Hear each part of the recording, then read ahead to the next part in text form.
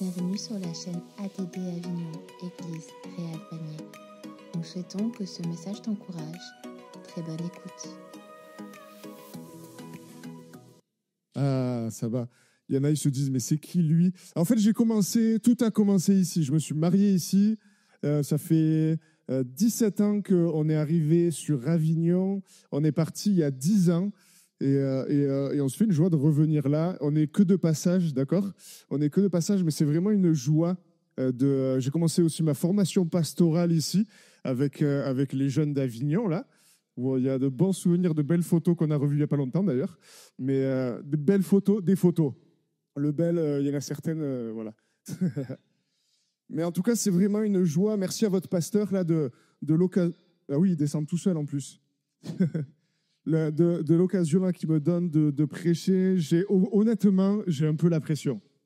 Ok, de revenir 10 ans après, me dire il faut que je prêche à l'église d'Avignon. Mais en vrai, il y a la pression, mais il y a un immense honneur et une immense joie là d'être avec vous.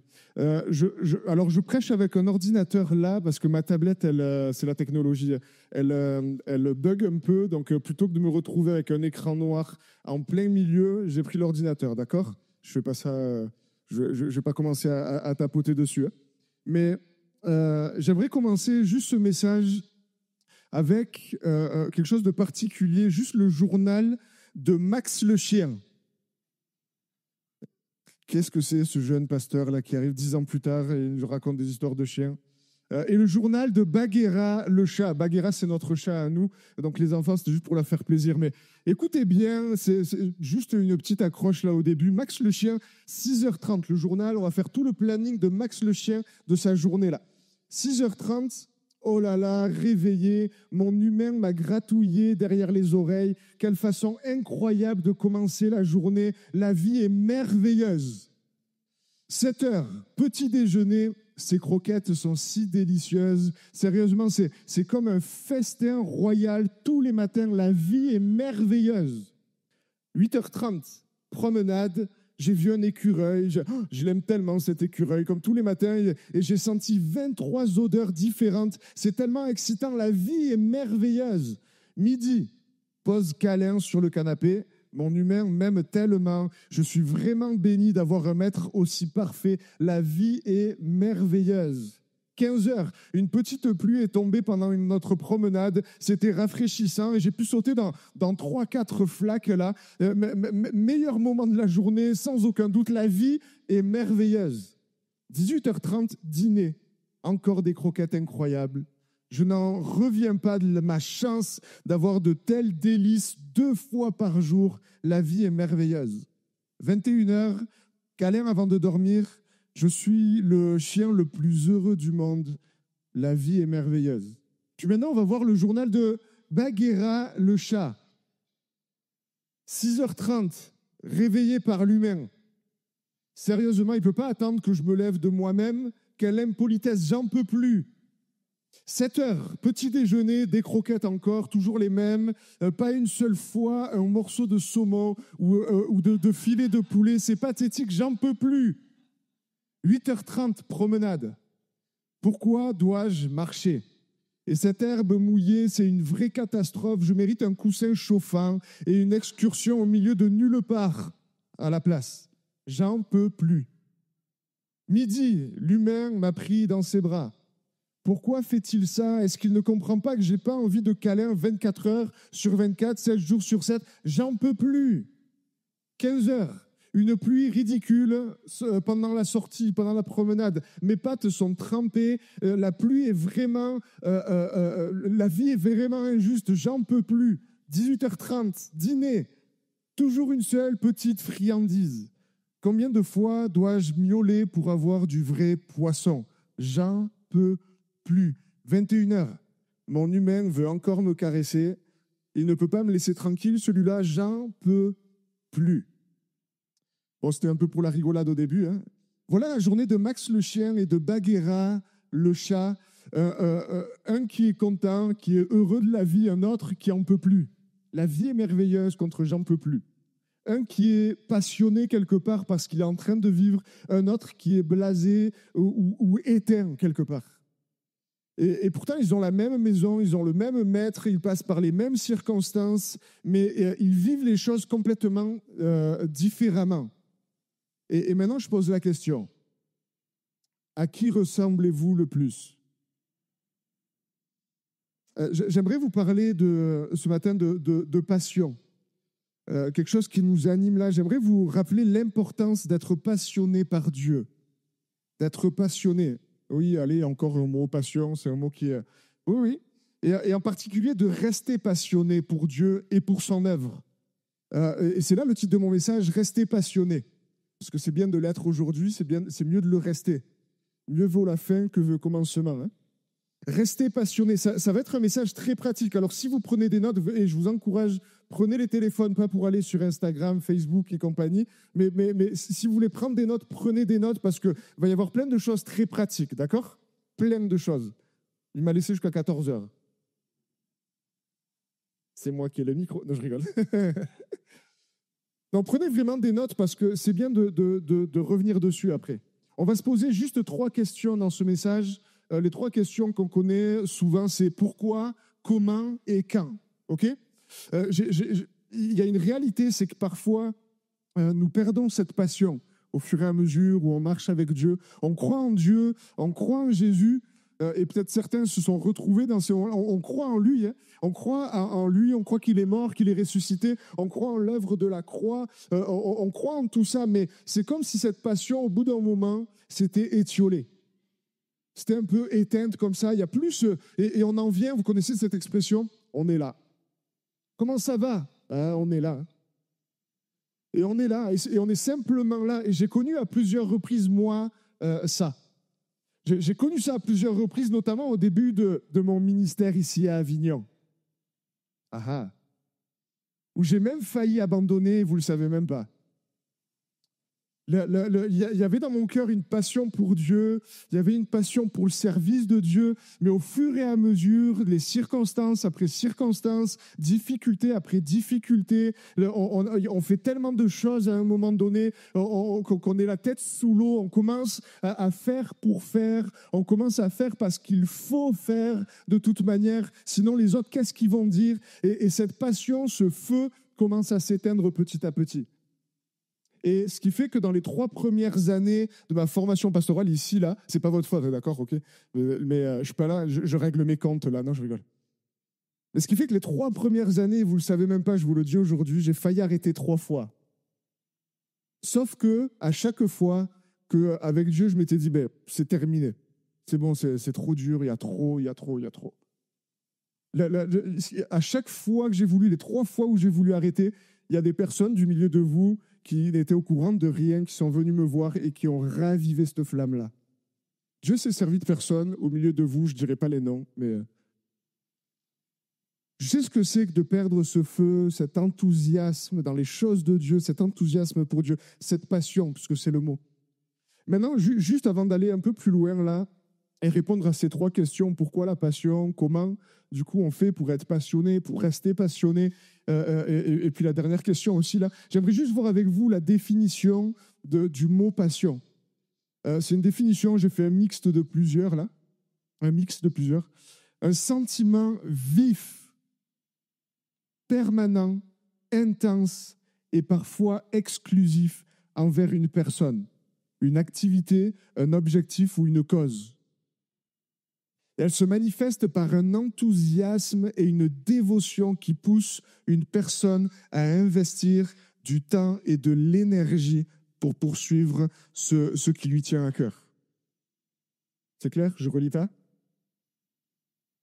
Quelques synonymes du mot passion. Appétit, cœur, avoir le cœur à. Le cœur a une fascination, une maladie. Mais maladie dans le sens d'être malade, je suis malade d'amour d'Annelise. Déclaration en direct. C'est bien, j'en profite. Mais adoration, amour, désir, feu. Et j'aime ce mot-là, rage. Avoir la rage pour quelque chose, pour quelqu'un. Pas dans le mauvais sens, ok? Mais vous comprenez? Attachement, emballement, engouement, enthousiasme, fureur, ferveur, fanatisme même, etc., etc., etc. Tous ces mots, être fasciné du coup par Dieu, être malade de Dieu, adorer Dieu, aimer Dieu, désirer Dieu, avoir un feu pour Dieu, allez, je vais le dire, avoir une rage pour Dieu, avoir une rage qui est là, avoir une ferveur, etc., etc. Et il y a la Bible qui nous parle de ça quelque part et qui le résume en un mot, Romains 12, verset 11, « Ayez du zèle ». Ayez du zèle. Soyez, et non de la paresse, soyez fervents d'esprit, servez le Seigneur. Ayez du zèle, soyez fervents d'esprit. Apocalypse, chapitre 3, verset 19, il y a plusieurs fois cette expression dans la Bible, mais ayez donc du zèle. Ayez donc du zèle. Frères et sœurs, ayez donc du zèle. Soyez passionnés, soyez fervents, soyez rageux, ce n'est pas le terme en général qu'on emploie, mais ayez de la rage quelque part pour les choses de Dieu. Ayez donc du zèle. Mais alors, première question, pourquoi? Ok, c'est bien.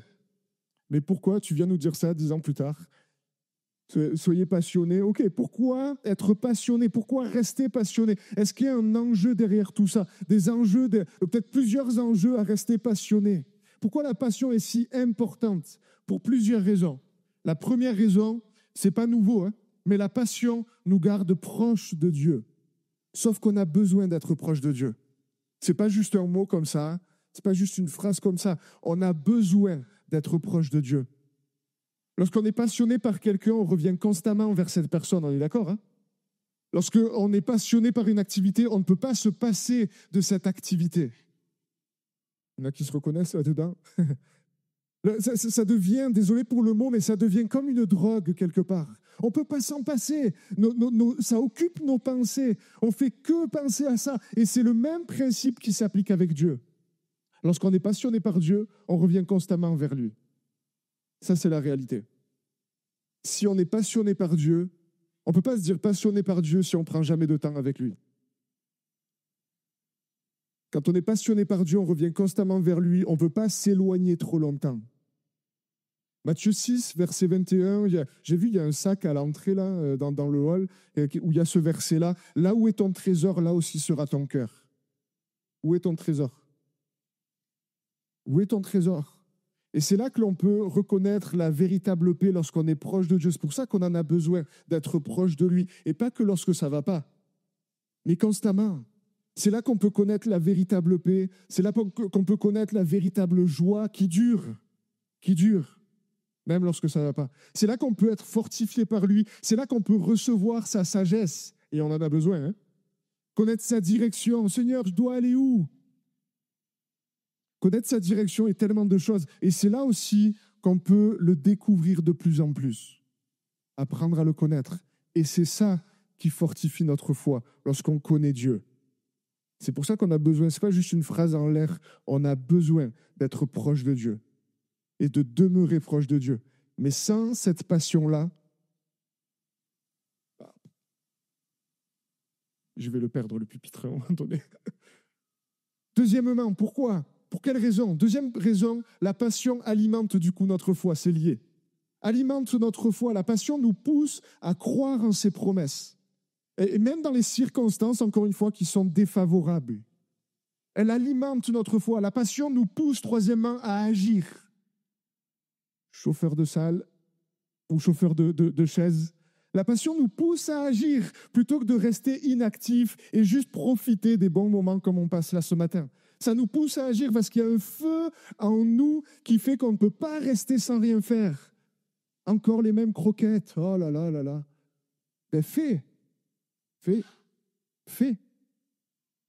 Ça nous pousse à agir. Il y a un feu qui fait qu'on ne peut pas rester là comme ça, passif, sans rien faire, sans rien dire. Et je me suis marqué, moi, c'est dans l'action que l'on peut voir Dieu agir de manière surnaturelle. C'est pour ça qu'on a besoin d'agir, d'être actif. C'est là qu'on voit Dieu agir d'une manière incroyable. C'est dans l'action que l'on accède au miraculeux de Dieu. Seigneur, fais des miracles.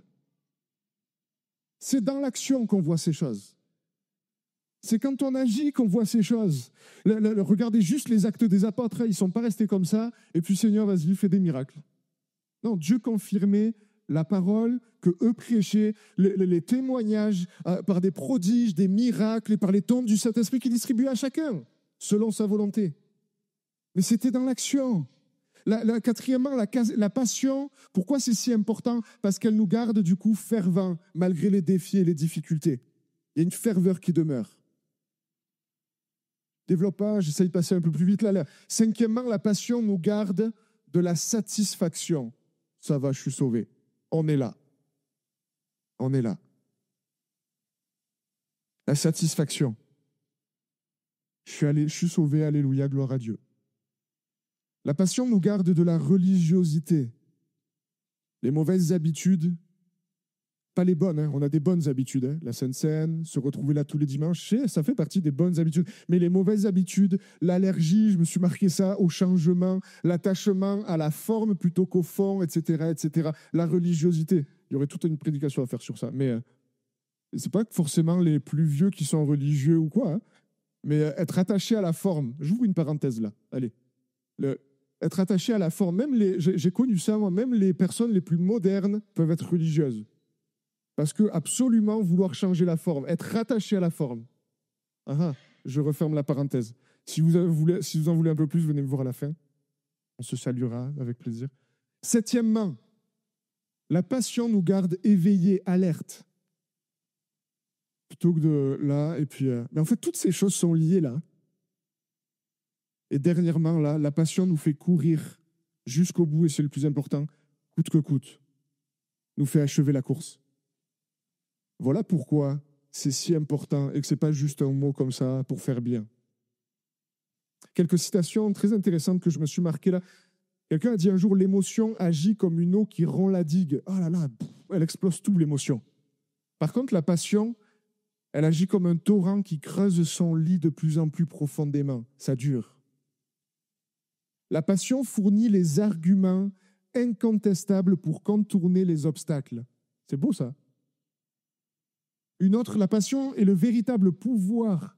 Quand vous êtes passionné, vous n'abandonnez jamais. Une autre encore, l'avant-dernière, la passion est le moteur de l'accomplissement. Elle vous pousse à agir lorsque la motivation faiblit. Je ne suis pas motivé, mais je suis tellement passionné par ça. Et la dernière, la passion, c'est ma préférée là, la passion est un moteur dont personne ne mesure la puissance. Alors mon but ce matin, c'est vraiment de vous encourager à être encore passionné. C'est beau de voir une église où il y a des jeunes, des très jeunes, des moins jeunes, des cheveux blancs, des sans cheveux comme moi. En plus, avec le spot au milieu, ça doit briller pour vous. C'est bref. Mais quel que soit notre âge, vraiment. Souvent, on arrive à un certain âge, les plus âgés, là, on arrive à un certain âge et puis on est là. Vous allez vous en rappeler de cette expression. Ça aurait pu être le titre d'ailleurs. On est là. Oui, vous êtes là et on a encore besoin de vous. On a encore besoin de vous. J'aurais tellement de choses sur ça, purée.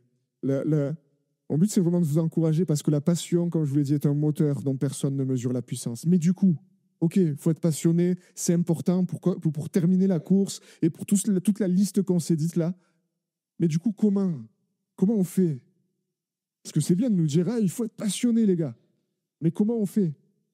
Je vais vous donner une liste de 10 conseils. Je vous ai dit de prendre des notes. Hein. Vous aviez qu'à prendre des notes. Vous pouvez prendre le téléphone maintenant ou un carnet ou quelque chose, d'accord? Je vous laisse une deuxième chance. 10 conseils. Rapidement, ils vont s'afficher au fur et à mesure. Comment rester passionné? Comment être passionné? La base, pour moi, de la base, saisis à quel point Dieu t'aime. Et encore une fois, ce n'est pas une belle phrase comme ça, Jésus t'aime.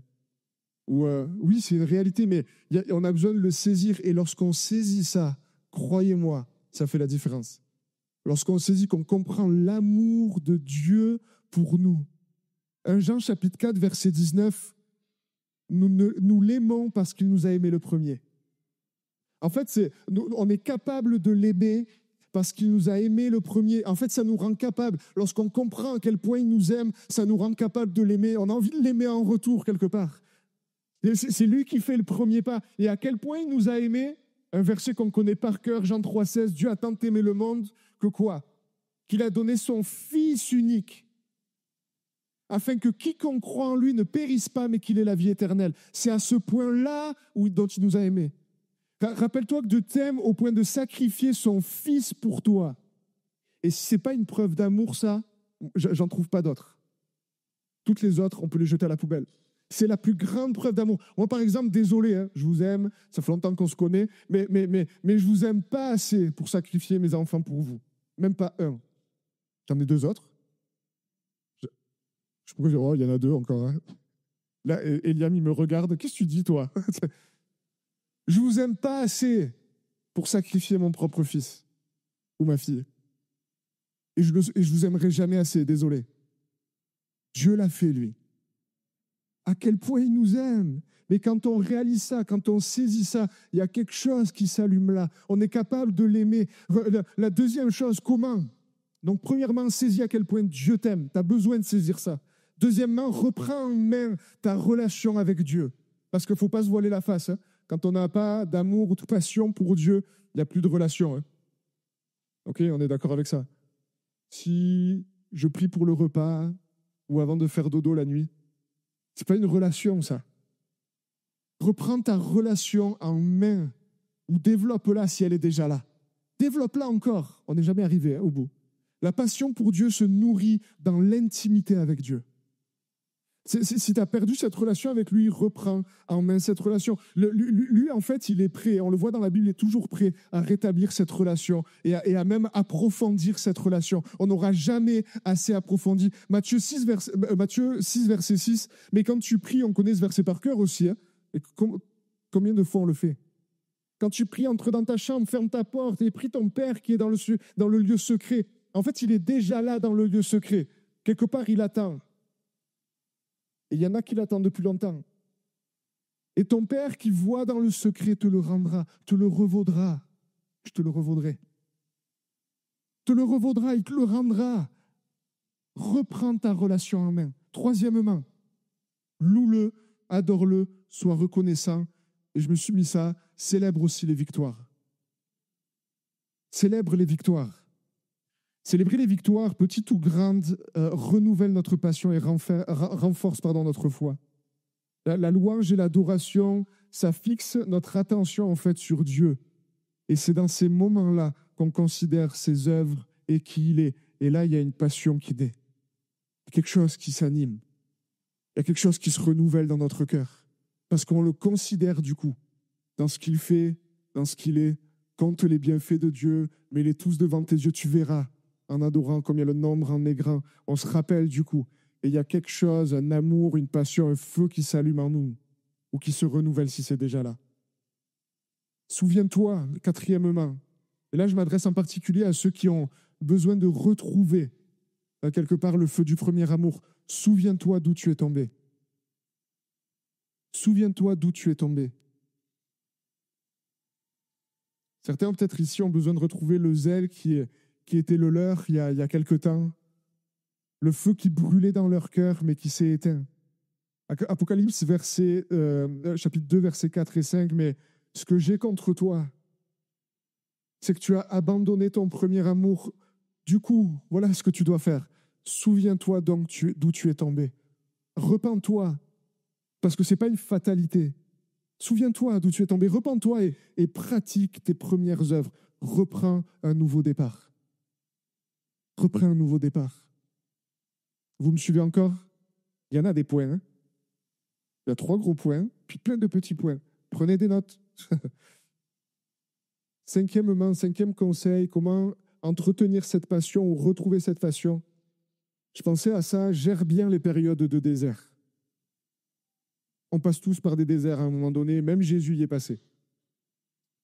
Et ces déserts sont des opportunités en fait pour approfondir notre foi, affermir notre foi. Quand on est dans un désert et qu'on sent notre zèle, notre feu, pour prendre tous ces mots-là, notre passion s'éteindre, il faut retourner davantage au premier conseil, notre relation avec Dieu. Deuxième conseil. Lorsqu'on sent que notre feu, notre passion commence à s'éteindre, à s'étouffer, il y a une chose aussi qu'on oublie parfois. Il ne faut surtout pas hésiter à demander de l'aide. Il y a Dieu, mais il y a des frères, des sœurs, il y a des pasteurs, de l'aide, des conseils, du soutien et la prière d'autres frères et sœurs. Souvent on se dit, ah là là, mais si je le dis, si je dis qu'en ce moment ça ne va pas, qu'est-ce qu'ils vont dire, qu'est-ce qu'ils vont penser? Il ne faut pas hésiter à demander de l'aide. Mais prie pour moi, je sens que là, en ce moment, ça coince. Je sens que je suis comme sec là, mais prie pour moi. C'est pour ça qu'il y a l'église. Hein. C'est pas juste pour être là et chanter des chants. Hein. C'est pour ça qu'il y a l'église. Sixièmement, entoure-toi du coup, c'est lié, entoure-toi de croyants passionnés par Dieu. C'est pour ça qu'il y a l'église. Ces personnes vont être un moteur pour toi. Ces personnes vont t'encourager, vont te booster, comme on dit, parce que la passion, en fait, elle est contagieuse. Ils vont te parler de Dieu, ils vont entretenez-vous par des psaumes, par des cantiques, etc., etc. C'est pour ça, ces conseils-là. C'est pour ça, ces conseils-là. Et il est important de s'entourer de croyants passionnés. Parce que souvent, on s'entoure des personnes qui sont un peu comme... Et on n'entend pas forcément les bonnes choses. Et ça n'aide pas. Entoure-toi des personnes qui sont bouillantes, là, comme on dit. Des croyants passionnés pour Dieu. Et pour son œuvre, hein. Pas juste lui dans la chambre. Il y a des choses. Et du coup, septièmement, sers Dieu. Sers Dieu. Sers-le. Je me suis mis ça, servir Dieu est incroyable et ça produit un feu, un zèle pour lui et pour son œuvre encore. Et ça renouvelle ça. Parce qu'il y a une collaboration avec Dieu. Je vous disais, Dieu confirmait sa parole et leur témoignage là aux disciples par des prodiges, des miracles, etc. En fait, c'est ça, il y a une collaboration entre Dieu et nous. Entre Dieu et celui qui le sert. Et Dieu parle à ceux qui collaborent avec lui. Seigneur, parle-moi. On est là. Dieu parle avec ceux qui collaborent avec lui. Dieu renouvelle ceux qui collaborent avec lui. Dieu fortifie ceux qui collaborent avec lui. Dieu fait des miracles avec ceux qui collaborent avec lui, avec ceux qui le servent. Comme Dieu travaille avec les disciples. Et croyez-moi que ça nourrit alors notre passion quand on voit que Dieu agit au travers de nous, que Dieu se sert de nous d'une manière dont on n'aurait jamais imaginé. Ça nourrit notre passion. Ça entretient ce feu, ce zèle quand on voit Dieu agir au travers de nous. Huitième conseil, comment entretenir, comment retrouver, sois rempli du Saint-Esprit. Parce que sans ça, de toute manière, ça vaut rien après. Tout le reste vaut rien. Sois rempli du Saint-Esprit. C'est le Saint-Esprit qui peut raviver et entretenir le feu. Et lorsqu'on est rempli du Saint-Esprit, on mène alors une vie merveilleuse, croyez-moi. Malgré les hauts, les bas, hein, j'enlève pas ça. Mais c'est une vie merveilleuse, enthousiasmante, une vie joyeuse. Et c'est pour ça qu'il faut prendre du temps dans la présence de Dieu, parce que c'est là qu'il nous remplit. Tout est lié. Et on en revient toujours au même dans toutes les prédications, je pense, la présence de Dieu. Se tenir au pied de Jésus, se tenir auprès de lui, être là dans sa présence. Soyez remplis du Saint-Esprit. C'est même un ordre dans la Bible, hein. Ce n'est pas une option. Soyez remplis du Saint-Esprit. Neuvièmement, avant-dernière, vous êtes encore là? Dans tout ça, dans tout ce qu'on a dit, un autre conseil là, prie. Allez, encore la prière, ben oui. Prie et fais cette prière. Je me suis marqué une prière. Seigneur, viens ranimer le feu que tu as mis en moi. Viens ranimer la passion, peut-être qui au fur et à mesure... Je suis tombé dans... Encore une fois, désolé avec cette expression, je ne comptais pas la répéter, mais on est là.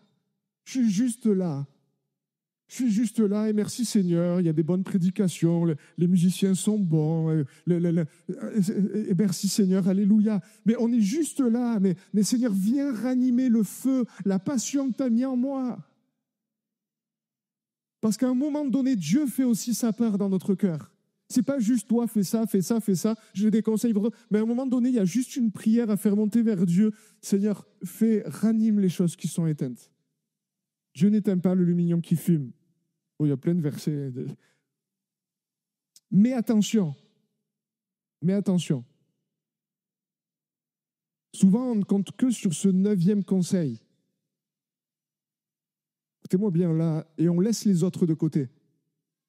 Vous vous en souvenez, vous avez pris des notes? Il y a une interrogation surprise à la fin. Hein. Bon, si vous avez tout retenu des points. Hein. Souvent, on compte que sur ce dernier conseil, prie. Oh, juste prie et puis laisse Dieu faire. Sauf qu'on attend trop souvent que Dieu fasse et on attend trop souvent que les choses viennent par elles-mêmes. Mais c'est une erreur. C'est une erreur. Pour moi, ce n'est pas la bonne attitude et c'est pour ça que je l'ai mis en dernier. Ça aurait dû passer en premier, la prière, quand même. Mais souvent, on se restreint à juste la prière. Mais je reste là, on est là. Alors, mon dernier conseil, c'est suis les 9 conseils et pas juste le dernier. Ça va? C'est moins pertinent que les autres, désolé. Mais si, quand même. Suis les 9 conseils et pas juste le conseil de la prière et attends là, juste que Dieu fasse. Les choses se font quand on passe à l'action, quand on laisse Dieu se servir de nous, etc., etc. Alors je pose la question, est-ce que tu as besoin de retrouver cette passion? Certainement, il y en a ici qui ont besoin. Est-ce que tu fais partie peut-être de ceux qui ont besoin d'entretenir? Oui, moi je suis quelqu'un de passionné là. On l'a entendu tout à l'heure, même au travers de la louange là. On sent qu'il y a quelque chose, mais il faut l'entretenir. Et c'est ces mêmes conseils qui sont applicables. On fait partie automatiquement d'un des deux groupes. Soit on a besoin de la retrouver, cette passion, soit on a besoin de l'entretenir. Mais on a toute la recette du coup pour y arriver, que vous avez tout noté là. Du coup, ma dernière question, et je vais faire venir les musiciens s'il vous plaît, c'est refaire venir. Merci Juniste. La question, la dernière, c'est la suite logique. Pourquoi, comment et du coup quand? Quand rester passionné? Je ne sais pas si je dois bouger ou pas. C'est bon? Restez avec moi. Ils sont beaux, je sais. Je fais la même blague à chaque fois à Blois quand je fais venir les musiciens. Restez avec moi, je suis plus beau qu'eux, etc. Enfin voilà. J'en profite, je pars après. Restez là. Quand rester passionné? Bonne question ou pas? En fait, cette question ne veut rien dire. Quand rester passionné? S'il faut rester, c'est que c'est tout le temps.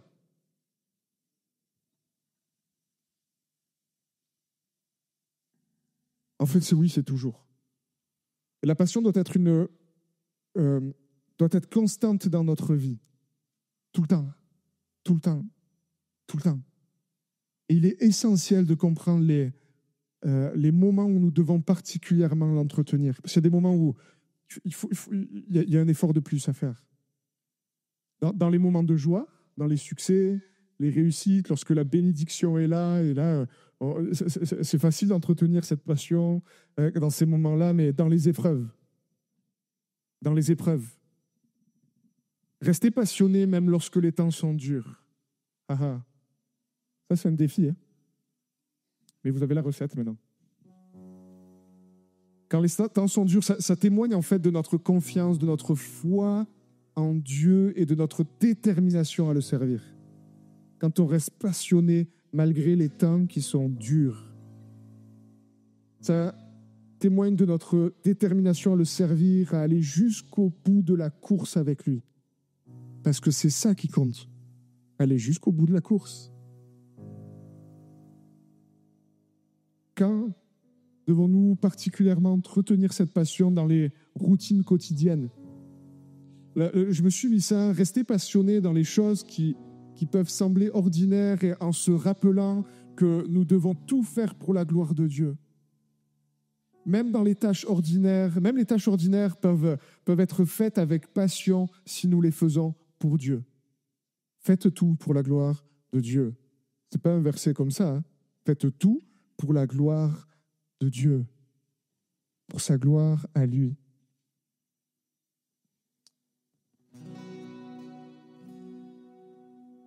Un message très pratique, je vous l'ai dit, avec plein de choses là, des choses simples. C'est peut-être des rappels pour la majorité d'entre nous là.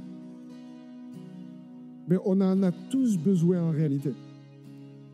Quelle que soit notre expérience, un message pratique mais important. La passion, je vais vous lire mes deux préférés que je vous ai lus tout à l'heure, là, mes 2 citations préférées. La passion est le véritable pouvoir ou puissance, la véritable puissance. Quand vous êtes passionné, vous n'abandonnez jamais. Quand vous êtes passionné, vous n'abandonnez jamais. Sauf que combien de chrétiens, au bout d'un moment, à cause de peu importe les raisons en fait, mais combien de chrétiens abandonnent ou ont abandonné parce qu'il n'y a plus ce feu-là? À quoi bon? Je suis juste là.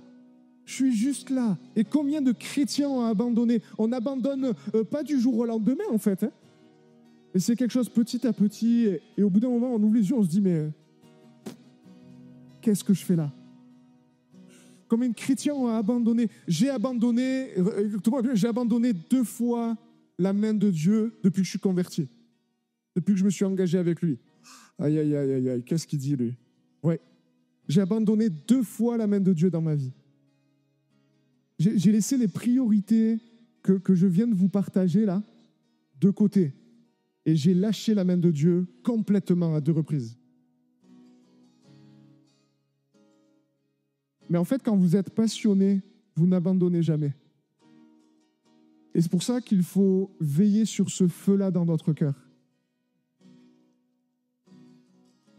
C'est pour ça que ce n'est pas juste un message comme ça, oh là là, un beau message sur la passion. C'est tellement important. C'est pour ça que ce n'est pas anodin. Bon, la passion, c'est un bon mot pour l'Église. C'est bien. Ça fait moderne. Mais c'est tellement important parce que sinon, écoutez-moi bien là, sinon vous ne terminerez pas la course. Je me souviens, il y a quelques années, là, je sais qu'il y en a quelques-uns qui sont décédés. Il y avait, vous vous rappelez, là, les petites mamies, là, désolé pour les autres, vous aussi, hein, d'accord, mais je me souviens de Madame Hidalgo. Ah, sacré Hidalgo, hein. Bon, mieux que Paris, là-haut, mais Madame Hidalgo. La mamie Hidalgo, je me souviens, on avait chanté un chant, un vieux chant, là, Quel sauveur merveilleux je possède. Il s'est sacrifié pour moi. On l'a chanté un dimanche. C'est moi qui faisais chanter là, des souvenirs. Et puis, je vais la voir à la sortie, là, dans le hall. Elle était accoudée à l'ancien comptoir de bibliothèque, là. Elle se tenait là. Et puis, comment ça va, mamie Hidalgo, tout ça. Et puis, elle me dit, mais quand tu chantais ce chant, elle ne se rappelait même plus du titre, là, à ce moment-là. Quand tu as chanté un chant et on se les rappelait ensemble, ah oui, quel sauveur merveilleux. Oui, celui-là. En fait, cette semaine, j'étais en train de faire mon ménage. Je crois qu'elle avait 98 ans à ce moment-là. Je crois qu'elle était à 102, c'est ça? 102, 103, 104. Voilà, j'en ai loupé des années. Mais 98 ans à ce moment-là. Et je me rappellerai toute ma vie, je pense. Elle me dit, j'étais en train de faire mon ménage. 98 ans. J'étais en train de faire mon ménage dans l'appartement. Et puis, j'avais pas de musique, j'avais rien. Et puis, j'ai entendu comme une... Et vous vous souvenez de Mamie Hidalgo, elle avait toute sa tête. Hein, j'ai entendu comme une musique, un orchestre qui m'accompagnait. Moi, je veux vieillir comme ça. Hein. Elle vivait encore des choses que moi, j'ai jamais vécues. Elle vivait encore des choses à 98 ans.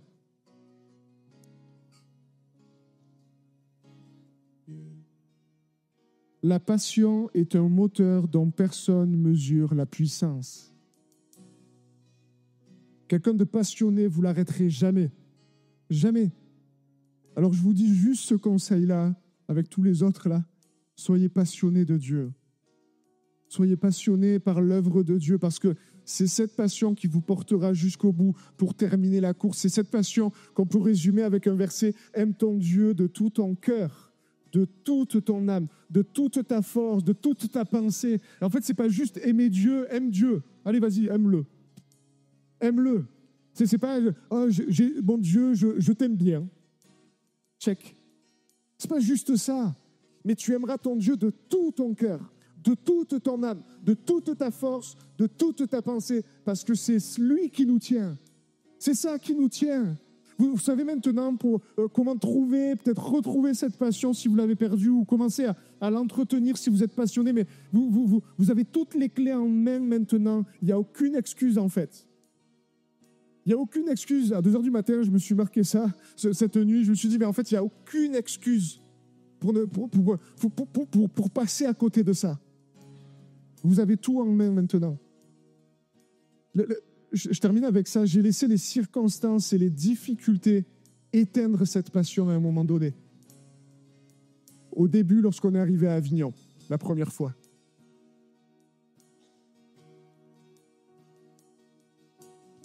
J'ai laissé les injustices aussi, une deuxième fois, éteindre cette passion. au point que j'ai voulu abandonner. J'ai laissé même des personnes, parce qu'il y a des personnes parfois, j'ai laissé des personnes, j'ai trop porté attention à ces personnes, éteindre cette passion-là. Et c'est pour ça qu'aujourd'hui, je peux vous donner ces conseils, parce que je sais que ça marche. Je sais que ça marche. Je sais que ça marche. Quand on saisit l'amour de Dieu pour nous, ça marche. Lorsque on prend en main notre relation avec Dieu, ça marche. Lorsqu'on le loue, lorsqu'on l'adore, lorsqu'on célèbre les victoires, même les petites, ça marche. Lorsqu'on a un cœur reconnaissant, ça marche. Lorsqu'on gère bien les périodes de désert, ça marche. Ça marche. Lorsqu'on s'entoure de croyants passionnés qui vont nous booster, ça marche. Quand on sert Dieu, ça marche. Quand on demande à Dieu le feu de son esprit, ça marche. Je peux vous l'assurer, ça marche. Ça marche. On dit souvent, il n'y a pas de recette miracle. C'est une recette miracle. OK ? Ça marche, c'est comme ça que ça se passe. Et je vous mets au défi du coup de voir par vous-même que ce ne sont pas juste des paroles en l'air ce que je vous dis là, mais que ça marche réellement et que ces paroles porteront du fruit dans toute votre vie comme dans la mienne, et ce, jusqu'au bout. Jusqu'au bout, jusqu'au bout. Et vous pourrez dire comme Paul, Seigneur, voilà, j'ai achevé la course, j'ai combattu le bon combat, j'ai gardé la foi. J'ai gardé la foi. Et c'est ça le bon combat. C'est le combat de garder la foi jusqu'au bout. J'ai combattu le bon combat. J'ai achevé la course. Je suis arrivé. Et c'est ça qui compte. C'est ça qui compte. Est-ce qu'on peut juste prier quelques instants? Je vous invite à baisser la tête, fermer les yeux. Seigneur, je te bénis pour ta parole. Je te bénis parce qu'elle nous donne tout. Tout. Souvent, on veut des révélations comme ça. Et puis, Seigneur, on a tout dans ta parole. Seigneur, on a tout ce dont on a besoin. Tu nous as tout laissé. Seigneur, mon Dieu, même en repartant. Seigneur, mon Dieu, tu nous as envoyé ton esprit. Seigneur Jésus, pour que cette parole puisse prendre vie en nous. Seigneur, mon Dieu, ce n'est pas juste une parole à écouter. Seigneur, mon Dieu, et à dire c'est bien, c'était bien ce matin. Mais c'est une parole qui doit se mettre en pratique. Seigneur, donne-nous de vivre ça maintenant. Seigneur, on veut être passionné pour toi, passionné pour ton œuvre. Seigneur, je prie pour toutes les personnes ce matin, Seigneur, qui ont besoin de reconsidérer ces choses. Seigneur, peut-être des personnes qui sont même sur l'estrade, dimanche après dimanche. Seigneur, mon Dieu, qui ont besoin de retrouver ce feu dans leur cœur. Plutôt que d'être dans le faire pour faire, je me suis engagé, alors je vais le faire. Seigneur, donne-leur de retrouver une passion réelle pour toi, une passion pour le service, une passion pour ton œuvre, une passion pour les âmes, cette passion qui a animé Paul, cette passion qui a animé Jésus lui-même. Seigneur mon Dieu, fais ton œuvre dans les cœurs ce matin, s'il te plaît. Seigneur, montre-nous là où on a besoin de progresser dans ce qu'on a partagé ce matin. Seigneur Jésus, on veut être passionné pour toi, Seigneur Jésus. Pour terminer la course, garder la foi, mener ce bon combat de la foi, Seigneur mon Dieu. Seigneur, je te rends toute la gloire ce matin, toute la gloire, tout l'honneur, Jésus, parce que tu le mérites, et toi seul le mérites.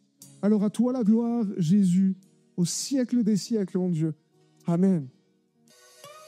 Merci d'avoir écouté ce message. Si tu apprécies ce podcast, alors abonne-toi et partage-le à ton entourage. Que Dieu te bénisse et à très bientôt.